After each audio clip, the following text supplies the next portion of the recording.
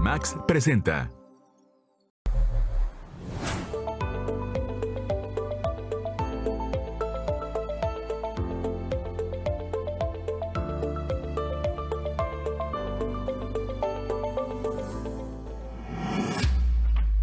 Buenas noches. Hoy en Punto de Encuentro un tema fundamental, la organización del Instituto Estatal Electoral de Sonora y su papel en la elección de jueces y magistrados del Poder Judicial en Sonora. Hablemos de lo local. Analizaremos en qué etapa nos encontramos actualmente. Recordaremos obviamente las obligaciones y desafíos que enfrenta el Instituto Estatal Electoral de Sonora en este proceso, qué papel juega nosotros los ciudadanos en la elección de jueces y magistrados, cómo podemos garantizar también la transparencia y la imparcialidad en estos procesos. A la vuelta de la esquina, 29 de este mes arrancan las campañas para jueces y magistrados locales. Y para hablar de esto a fondo nos acompaña el consejero presidente del Instituto Estatal Electoral y de Participación Ciudadana en Sonora, el maestro Nery Ruiz Arbizu, a quien agradecemos como siempre su apertura con medios y su disposición, ¿no?, para hablar resolver cualquier duda que quede de este proceso. Maestro, ¿cómo está? Muy bien, muchas gracias por la invitación, Marcos, y pues un gusto saludarlo aquí. Gracias, pues vamos a ubicarnos en el mapa, ¿no? ¿En qué etapa de este proceso electoral a nivel local nos encontramos y qué diferencias se tienen en cuestión de elección de puestos y fechas? Hablemos del calendario y de etapas del proceso electoral federal, porque pues son estos dos procesos que terminan en una sola jornada, ¿no?, electoral. Sí, mira, Marcos, de entrada, en la etapa que estamos es de preparación del proceso electoral. Estamos a 45 días de la jornada electoral, el 1 de junio del 2025. Y las diferencias son, por ejemplo, en el marco federal hay 60 días de campaña. Aquí tenemos 30 días de campaña. Estamos próximos el día 29 de abril a iniciar con esos 30 días de campaña. ¿Dónde nos encontramos actualmente en el instituto? En esa preparación es importante señalarle a la ciudadanía que ya tenemos un avance muy significativo, muy importante. Ya tenemos todos los consejos municipales electorales instalados, estamos capacitando a los consejeros. Estamos ahorita nosotros por recibir, por ejemplo, el material electoral que ya vamos a utilizar. Estamos por empezar a iniciar con la producción de las boletas electorales para el día de la jornada. Es decir, ya tenemos un avance significativo. Por ejemplo, el cómputo ya lo tenemos listo al 95%, ya con simulacros reales. Es decir, tenemos un avance significativo, importante, que nos da una tranquilidad ya. Perfecto, ¿no? A nivel federal, pues son ministros, son magistrados federales, son integrantes de un nuevo tribunal que va a existir, el que suple el Consejo de la Judicatura, pero aquí a nivel local, pues son jueces de primera instancia y magistrados. Es correcto, ¿no? ¿Cómo se integraron y cuál fue el papel de los comités de evaluación de aspirantes? ¿Cómo evaluaron a los aspirantes? Esto es fundamental para ser candidatos y candidatas. Recordemos un poco esta etapa previa. La primera etapa, decía la propia ley, es el inicio del proceso electoral y esa lo hicimos nosotros el 1 de enero, nos corresponde al Instituto Estatal Electoral. La otra parte es iniciar la planeación y preparación del proceso, ahí nos encontramos hasta antes de la jornada del 1 de junio, pero hay una etapa intermedia que es la de los comités de evaluación, donde hay una convocatoria, que hay que decirlo fue a principios de enero de este año, en donde el Congreso del Estado sacó una convocatoria general y dijo esencialmente hay 50 cargos de elección, son 3 magistraturas del Supremo Tribunal, 5 de ese nuevo Tribunal de Disciplina Judicial, son 3 magistraturas regionales de circuito y son 39 jueces y juezas. Así lo dijo el Congreso del Estado. Y a la vez, los 3 poderes, que eso es una parte importante y es nueva, el Poder Ejecutivo, el Legislativo y el Judicial, son quienes a través de un comité de evaluación, en donde ellos emitieron en primer lugar una convocatoria para designar a los integrantes de ese comité de evaluación, 5 personas expertas en la materia jurídica, la vamos a llamar en términos generales, en donde los integraron. Y este comité fue el que lanzó ya las convocatorias particulares. ¿Qué importancia tenía y tiene este comité? Porque no ha concluido su labor. Es el de recibir las solicitudes de registro de las personas que aspiran a las candidaturas de los 50 cargos que le mencionaba. Y ese comité se dedicó a recibir las solicitudes, a evaluar y revisar que cumplieran con los requisitos legales y constitucionales, pero posteriormente evaluarlos y determinar la idoneidad de las personas candidatas y candidatos. Y aquí le doy datos más o menos que son muy importantes. Claro. Hubo 186 candidaturas registradas de las cuales concluyó, y lo voy a decir así, en 117. ¿Por qué razón? Porque había algunas personas que fueron postuladas por varios poderes, hay otras personas que... Hubo duplicidad, digamos. Hubo duplicidad, por así decirlo. Entonces, Nomás haciendo una pausa, hubo 3 comités de evaluación entonces. Así es. Un comité de evaluación por cada poder, un comité de evaluación del Poder Legislativo, otro del Judicial y otro del Ejecutivo. Exactamente. Correcto, muy bien. Sí.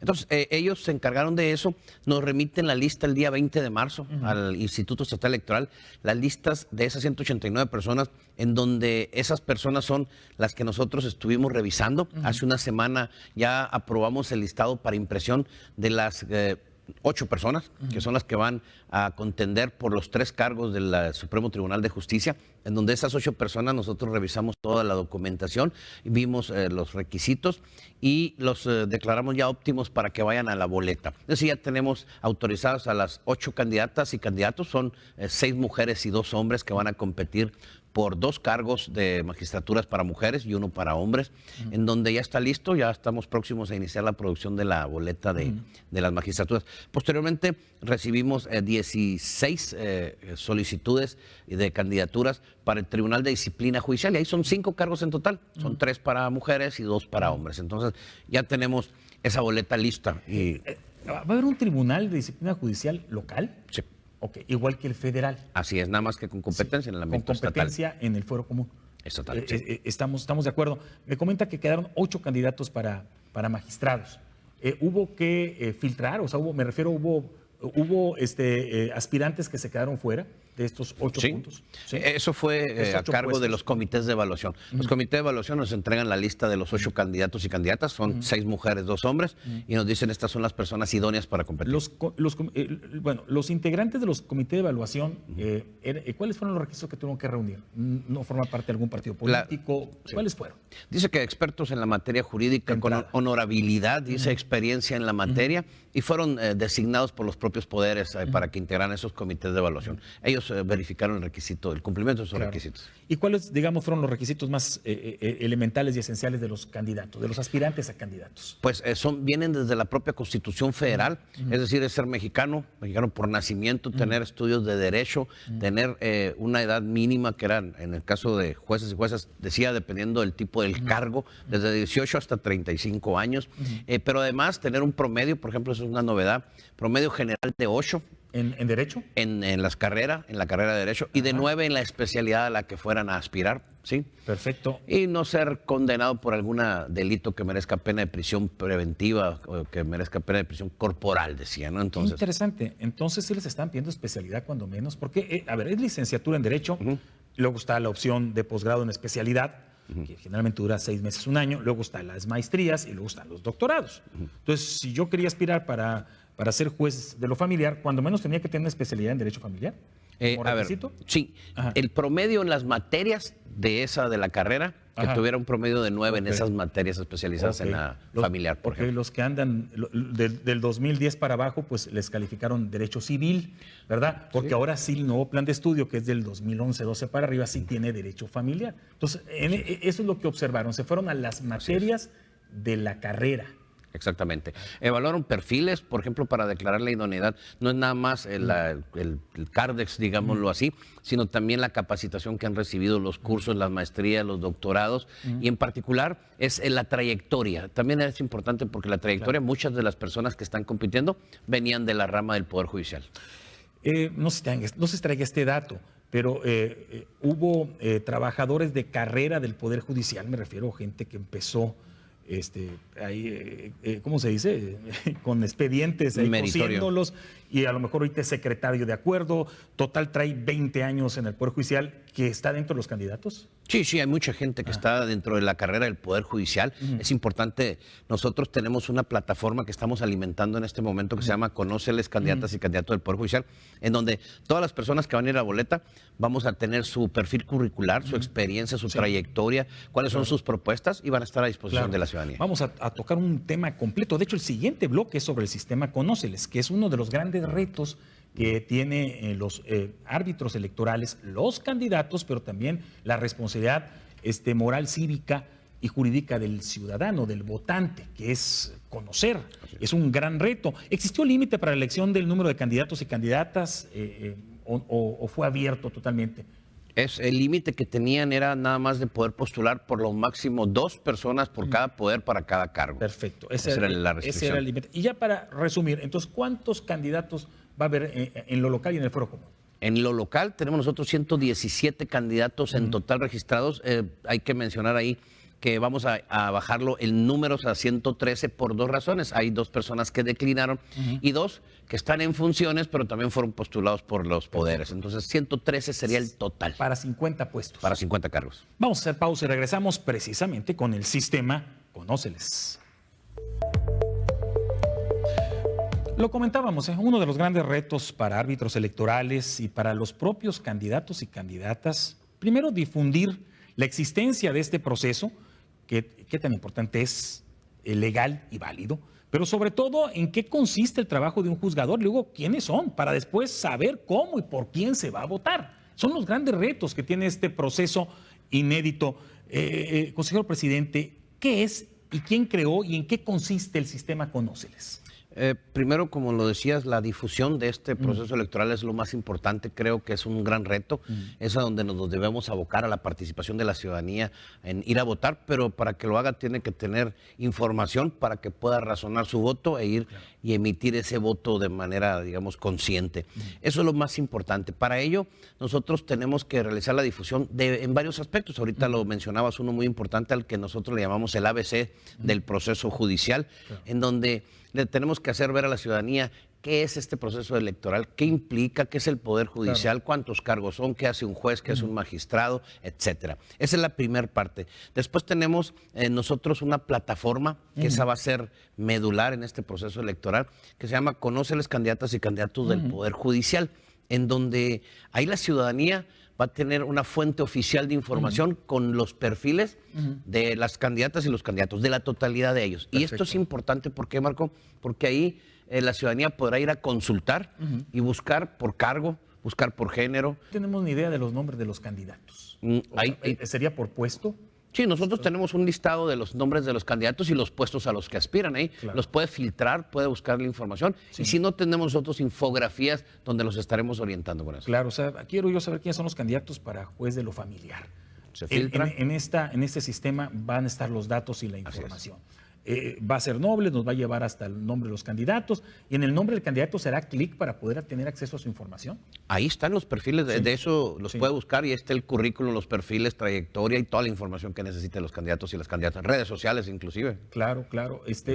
Vaya, profundicemos en los datos que puede tener y en los datos que no se pueden ingestar en este sistema. Datos personales evidentemente no van a encontrar de ellos porque esa información es reservada, es confidencial. Toda la demás información que ellos deseen poner, ahí estará a disposición de la ciudadanía. Pero básicamente estamos hablando desde el perfil, su currículum, cuál es su capacidad, digamos, en cuestión de educación, dónde ha estudiado, cuál es su trayectoria, cuál es el desarrollo profesional que ha tenido, las propuestas que tiene. Y en realidad ahí estará la información, digamos, que va a ser de importancia para la ciudadanía, como ahora que es muy importante redes sociales, tenemos que se les va a dar la posibilidad de que ellos mismos plasmen ahí si tienen Facebook, Twitter, X o cualquier otra red social. Entonces, está toda la información disponible. Vaya, para tener ahí la forma de interactuar con ellos, porque es una de las preguntas que iba a comentarle. ¿Este sistema Conóceles solamente es informativo o también se puede interactuar con el candidato? Es informativo, pero tiene las formas de cómo contactar a los candidatos y a las candidatas. O sea, simplemente van a estar las redes sociales y ahí donde habrá oportunidad ya de hacer preguntas y respuestas en las redes sociales de los candidatos y de las candidatas. Muy bien. ¿Quién y de qué forma verificará la veracidad de la información que esté en el sistema? El propio Instituto Estatal Electoral, esa es una de las formas. Tenemos un monitoreo que cubre 29 puntos que vamos a vigilar, a verificar. Es decir, no se va a permitir que se ponga información que es falsa, que tenga, digamos, datos incorrectos. Para eso estamos actualmente en contacto directo con las aspirantes, todavía no candidatos hasta que inicie la campaña el 29 de abril, en donde les estamos apoyando a que ellos sepan cómo llenar esa información y sobre todo a validar la información, que eso es lo importante. Sí, claro, no es que me acordé yo supone que uno de los requisitos es que sean moralmente solventes, ¿no? Y honorables, ¿no? Pero recuerdo yo de cuando se inflaban, yo nunca lo hice, ¿no? Cuando inflabas currículum, ¿no? Entonces ahí sí el instituto estará muy pendiente de que no se le venga por ahí algún cargo que nunca desempeñó, alguna especialidad que nunca tomó. ese tipo de cosas. Fíjense, y que las plasmen ahí. Una de las preguntas que nos hacen de manera, digamos, constante es que si cómo vemos nosotros a estos candidatos y de entrada nosotros pues, les decimos son distintos a los candidatos de los cargos a la elección de la gubernatura, diputaciones o ayuntamientos, porque son personas que estudiaron derecho, conocen el sentido, digamos, de cómo actuar con la falsedad o no de una información, saben las consecuencias y nosotros apelamos a que tienen un conocimiento pleno de eso y pues se va a evitar ese tipo de situaciones. Claro. ¿Qué está haciendo el instituto para, bueno, además de esta difusión en programas, para dar a conocer al ciudadano el sistema y también pues mostrarles el ABC de cómo accesar y bueno, despertar en el votante, en el ciudadano, incentivar y despertar el deseo de ingresar y de conocer? Primeramente, ahorita, Marco, estamos en la etapa de cargar la información, de que ese sistema, para que al momento del inicio, día 29 de abril de las campañas, ya cuente con el 100% de la información de los candidatos. Ahorita no está disponible. No está disponible ahorita. Sin embargo, estamos nosotros ya trabajando en coordinación también con el Instituto Nacional Electoral, en donde en un Google Maps y en una aplicación de Aprende INE se llama, estaríamos nosotros ya dando la información sobre cuál es la boleta, dónde se encuentran los candidatos, pero lo digo esto porque el ciudadano va a tener toda la información disponible en la plataforma del Conóceles de cuál es cada uno de esos candidatos para cada uno de esos cargos, por género, por rangos, etcétera. Y además, en un Google Maps podrá el ciudadano ubicar su credencial con base en la sección que tiene la credencial propia y ahí te va a decir dónde vas a votar, dónde se encuentra tu casilla, qué número de casilla es. Después tendrás la información de cuántas boletas son las que te van a tocar en esa casilla. Después podrás elegir y ver la propia boleta de cada uno de esos cargos, podrás ver a los candidatos y a las candidatas y podrás diferenciarlo entre la elección federal y lo local. Es decir, ahí está toda la información que en este momento nos encontramos en eso. La difusión del ABC, cargando la información del Conóceles para que a partir de las 0 horas del día 29 de abril la ciudadanía se pueda meter a esa plataforma. Entonces, ahorita están capacitando a los candidatos y candidatas. Está ese proceso. En ese proceso estamos. En ese proceso están. Entonces, en el primer minuto del 29 de abril podremos ingresar al sistema Conóceles. Así es. Es correcto. Va a haber oportunidad que conforme vayan avanzando los días, en estos 30 días de campaña, estén nutriendo o modificando el perfil cada candidato o candidata. ¿Es válido? Lo tendríamos que verificar. O sea, hay una sola alimentación, digamos, y tiene que ser previa. El que no lo hubiera llenado, pues ahí tendrá una consecuencia automática, pues la ciudadanía no lo va a conocer si no cuenta con la información completa. Creo que sí se podría modificar siempre y cuando encontremos la razón y justificación del porqué. O sea, la regla es, tienes que tenerlo listo para el 29 de abril. Así es. Y lo más completo posible. Que no esté que no vaya a estar sujeto a cambios, salvo por excepciones. ¿Es pues, correcto? Es que ese es el trabajo que estamos haciendo nosotros ahorita. Estamos ayudándolos, validándoles la información y colaborando con ellos para que tengan toda la información disponible necesaria para que la ciudadanía pueda conocerlos. Boletas y cómo votar es el gran tema del siguiente bloque. Interesante. Estamos con el presidente del Instituto Estatal Electoral. Pausa y volvemos. Este proceso electoral tendrá diferencias, ¿sí? Concentrémonos en la jornada electoral antes de conocer a fondo todo respecto a las boletas y cómo votar. Consejero, ¿habrá múltiples urnas para cada uno de los distintos cargos para depositar el voto como en las pasadas y ya conocidas jornadas electorales? Sí, mire, es definitivamente un nuevo proceso electoral distinto al que estamos acostumbrados.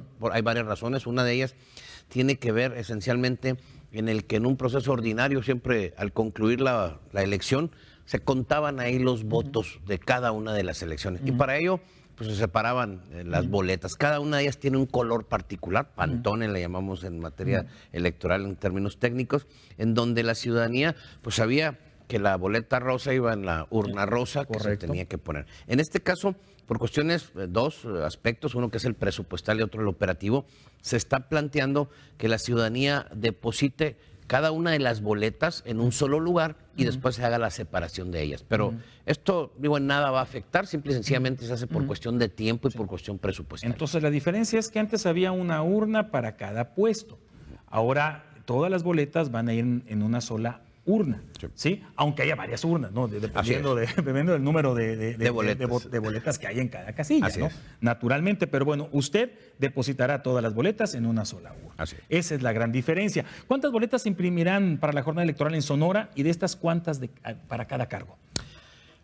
Actualmente, el día 11 de abril, se cerró lo que es el listado nominal y el corte que nos da el Instituto Nacional Electoral son 2.237.000 personas, ciudadanos sonorenses que pueden ir a votar el día de la jornada.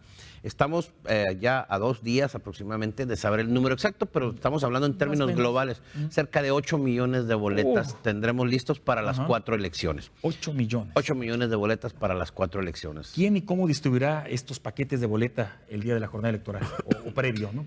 ¿Cómo llegarán? ¿Cómo será la distribución De entrada, de esos 8 millones? Tenemos ahí la logística, digamos, y términos legales que cumplir. Dice que el día 15 de mayo, más o menos aproximadamente, tendrán que llegar al Estado las boletas.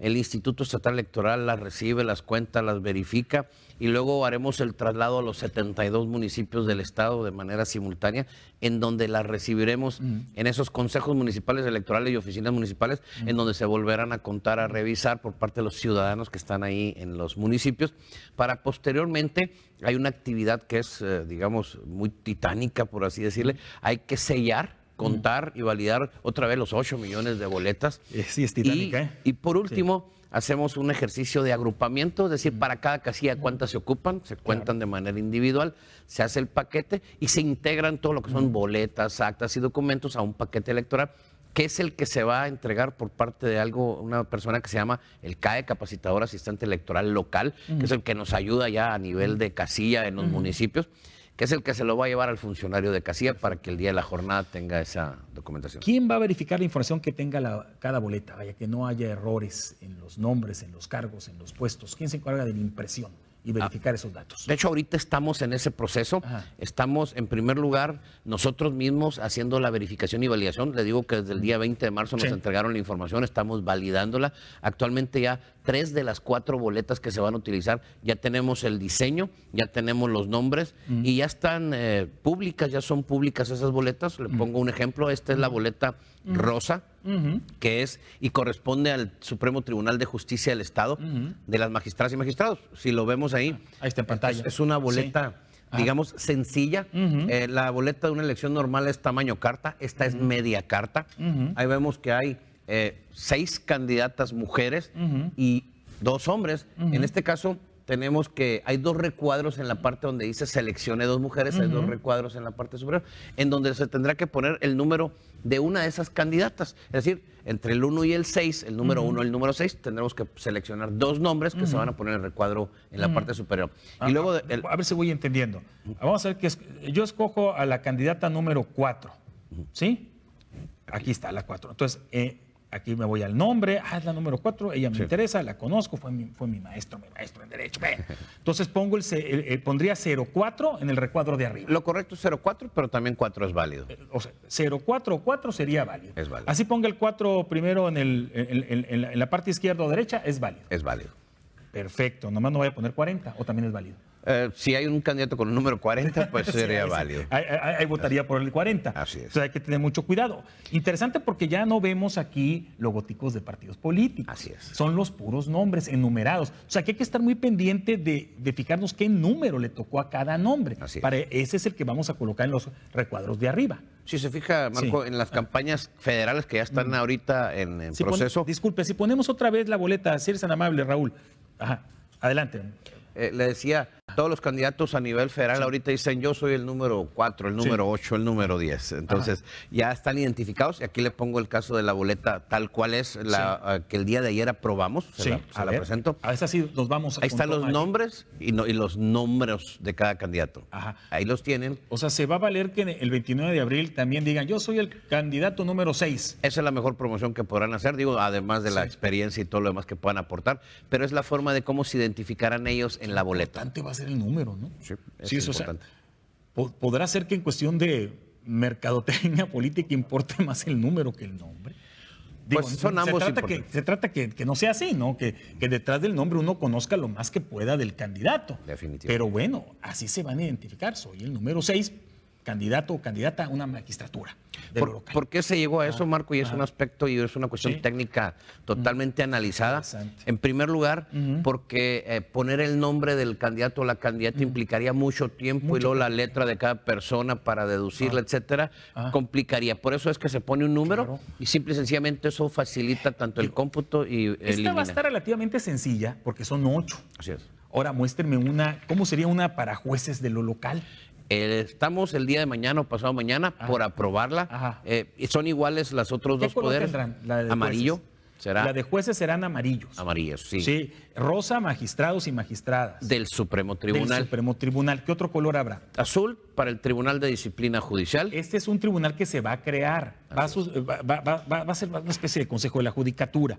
Sí, también se va a hacer uno federal. Este va a ser el color. Así es. ¿Cuántas candidatas vendrán aquí en esta boleta? Ahí son 17 en total, 17. son 9 mujeres y son Claro. 7 hombres. 7 hombres. Entonces digamos que la más numerosa será para jueces. La de jueces. ¿Cuántas tendrá? Depende de lo que estamos diseñando ahorita, pero le estoy hablando de que tiene 39 cargos como máximo en total. Habrá unas donde hay 30 cargos, 32 cargos, 36 cargos, dependerá del distrito y circuito en donde se vote. Claro, claro, claro. Entonces repetimos los colores.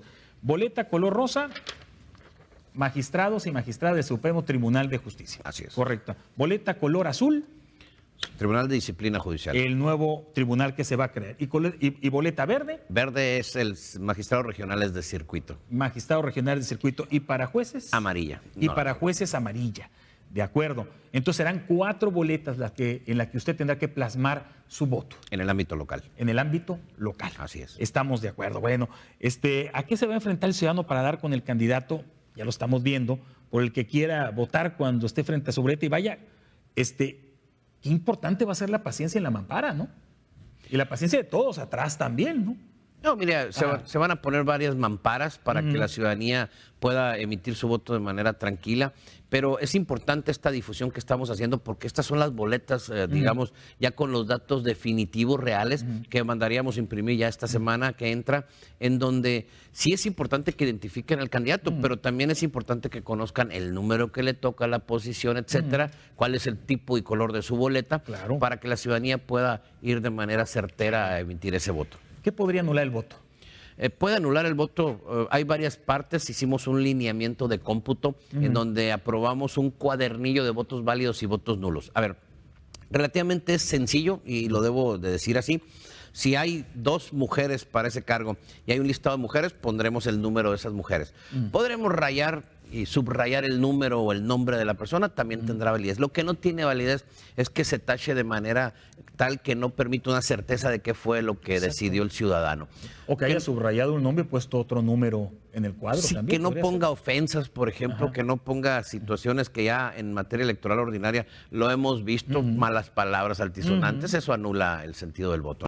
Todo lo demás, teniendo la certeza de cómo se vota, le insisto, lo correcto es poner el número en el recuadro que se marca, pero también hay opciones de subrayar en su caso, sin que se contrapongan, como lo decías ahorita. ser. Perfecto. Sí, entonces hay un manual que tenemos Perfecto. ahí y sobre todo que haremos la aplicación de hay una aplicación en donde haremos simulacros de cómo la gente puede votar para que conozca la boleta. Es que eso es muy importante. Entonces, sí habrá en plataforma un simulacro de cómo votar. Así es. O sea, yo voy a poder entrar, más vale que practique. Lo voy a practicar. Vamos a practicar. Subrayé el candidato 36, así es que si quiero poner número también tiene que ser el 36, si no me lo van a anular. Así es diferente. ¿Sí? Exactamente, es para que la gente se vaya educando en ese sentido. Bueno, ahí estamos, ahí estamos. Algo más, nos quedan 20 segundos respecto a las boletas, maestro, que se nos haya escapado. Pues de entrada las boletas electorales cuentan con medidas de seguridad, están resguardadas por nosotros y las autoridades. El traslado de la casilla al Consejo Municipal va a ser inmediato y sobre todo decirles que en cuanto lleguen las boletas al Consejo Municipal, iniciaremos el cómputo de la totalidad de las elecciones ahí. Bueno, vamos al corte, regresamos con la importancia de la participación ciudadana. Pausa y volvemos.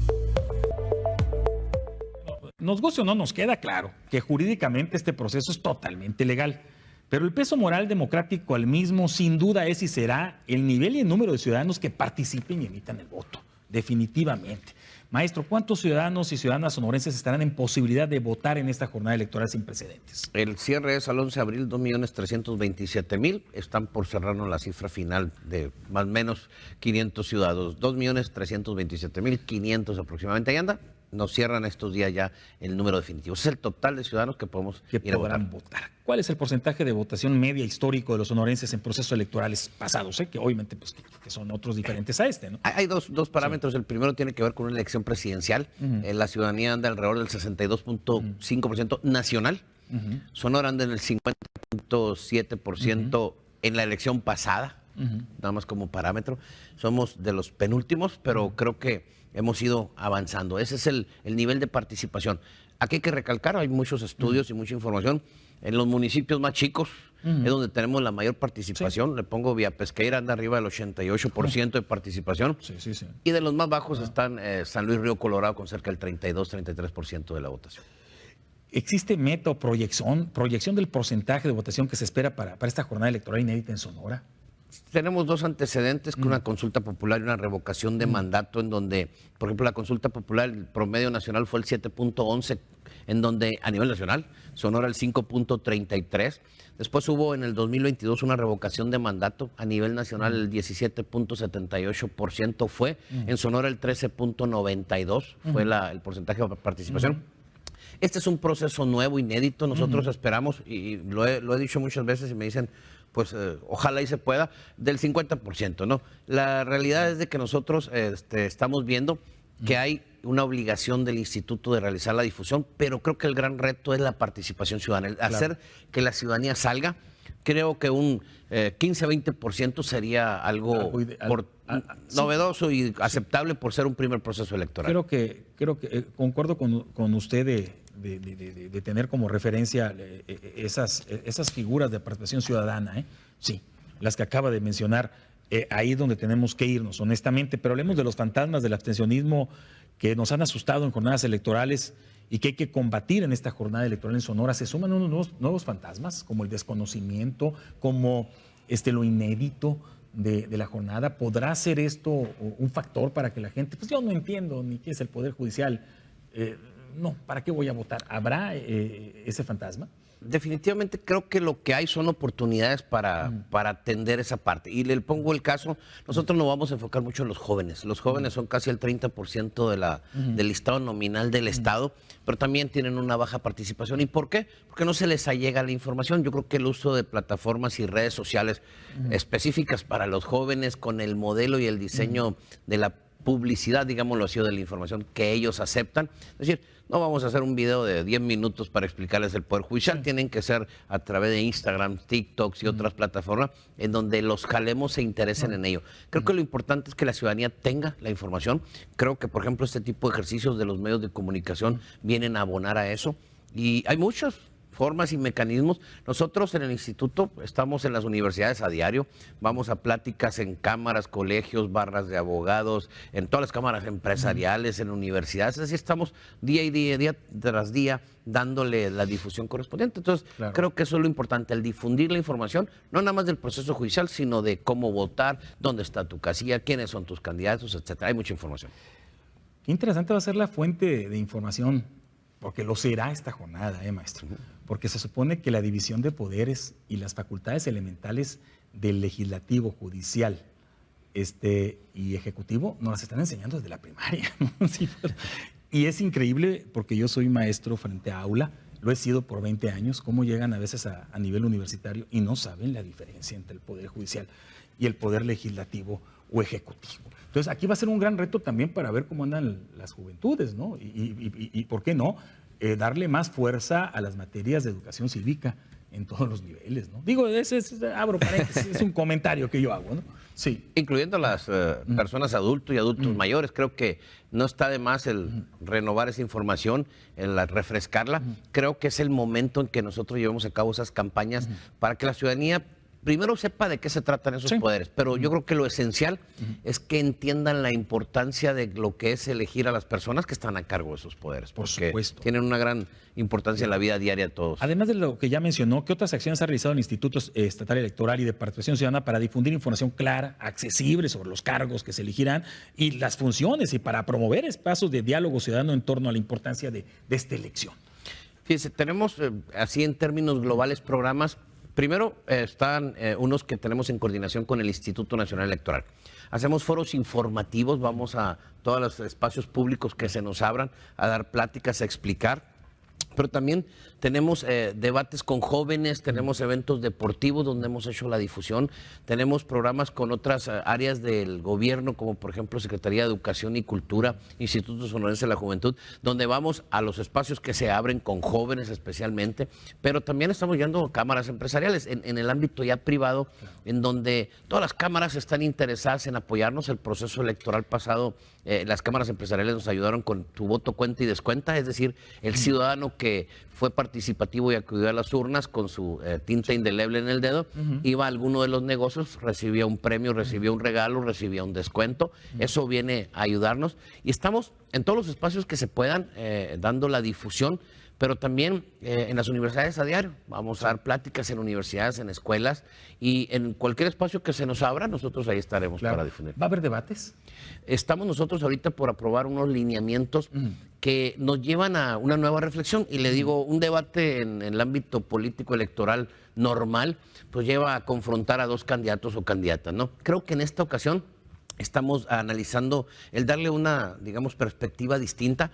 Es decir, tenemos en primer lugar que dividir a hombres y mujeres. Es decir, y tratarlo no tanto como un debate, sino como algo informativo, no confrontación de ideas quizás, sino que haga exposición de ideas, pero sobre todo en donde se permita y se abran los espacios, no nada más del instituto, sino que pueda realizarse a través de medios de comunicación, radio, televisión, cámaras que organicen las propias con los candidatos. Es decir, habrá muchos candidatos que nos pueden ayudar, pero creo que ese será un debate, un tema importante en donde la ciudadanía los va a conocer de viva voz. Me acuerdo yo de los exámenes profesionales que hacíamos. Yo soy licenciado en Derecho.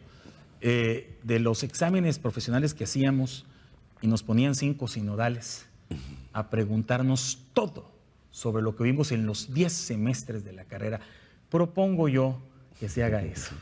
Que pongamos al candidato a magistrado y haya 5 sinodales. Miren nomás, están los Acuña Griegos, están los Soto Lamadrid, los Pesquera. Puedo seguir mencionando yo a grandes doctores del derecho y que les manden un carrusel de preguntas. ¿Qué le parece? A ver, los modelos que estamos nosotros diseñando. Y procesal sobre todo. Son esos modelos en donde nosotros tenemos que garantizar, por ejemplo, la imparcialidad de un, digamos, moderador, pero que también haya equidad, participen todos los candidatos que sean invitados. Si no acuden, que haya la mitad más uno de ellos o la mitad de ellos, por lo menos, para que pueda ser, digamos, una mesa equitativa, que sea paritaria, pero también que sea digamos, que se mantenga la imparcialidad. Claro. Es decir, no permitirse que vayan y ataquen a uno o beneficien a otro, sino que sea en condiciones equitativas la contienda. Yo diría, para medir el nivel de conocimiento y preparación, que tienen que ser muy técnico también. Debemos de entender ese tipo de situación. Pero bueno, ahí está mi propuesta. A lo mejor yo la hago, si se los permite a los medios. Un solo comentario. El maestro Acuña Griego es presidente del Supremo Tribunal, no podría intervenir. Pero está el hermano. No, sí. Lo conozco. Pero está el hermano. Muy bien. Bueno, ¿por qué es fundamental, ya por último, maestro, por qué es fundamental la participación en este proceso? Porque la ciudadanía la que define quiénes son los candidatos y las candidatas que van a ganar, es el voto el que lo determina, y creo que en la medida que entendamos que nosotros somos quienes vamos a elegirlos y que acudamos, va a ser el voto del ciudadano el que lo va a decidir y no el abstencionismo, fíjense. Entonces creo que la ciudadanía debe de valorar que hay una inversión económica que se hace, es un aspecto importante, pero creo que lo importante se trata de una cultura en donde, así como lo mencionabas, se trata de educación cívica, se trata de las clases de civismo que nos dieron, en donde la ciudadanía manifestaba su intención en el voto los días de las elecciones y era religiosamente responsable y cumplía con ellas. Felicitarlos. Yo sé que están haciendo su trabajo, pero sé que también el tiempo fue breve al equipo del Instituto Estatal Electoral. Hay que decirlo, del INE también. De veras. Agradezco, Marco. Y descansamos en el profesionalismo y la transparencia que tienen estos órganos en una jornada histórica, inédita, y que el trabajo que les han dejado los órganos es verdaderamente titánico. Dos aspectos más, Marco, para cerrar. El primero, la organización de las elecciones, esa es el área técnica operativa que nos toca a nosotros, le entendemos bien. El tiempo no fue el suficiente, pero fue ahora sí que el justo, quizás para terminarlo. De que estamos preparados, preparados. Creo que la ciudadanía debe de tener esa tranquilidad, ya estamos listos. Y vuelvo nada más a cerrar con el último punto, la participación de la ciudadanía es el reto fundamental. Presidente. Muchas gracias. Muchas gracias. Y por supuesto, gracias a usted. Buenas noches.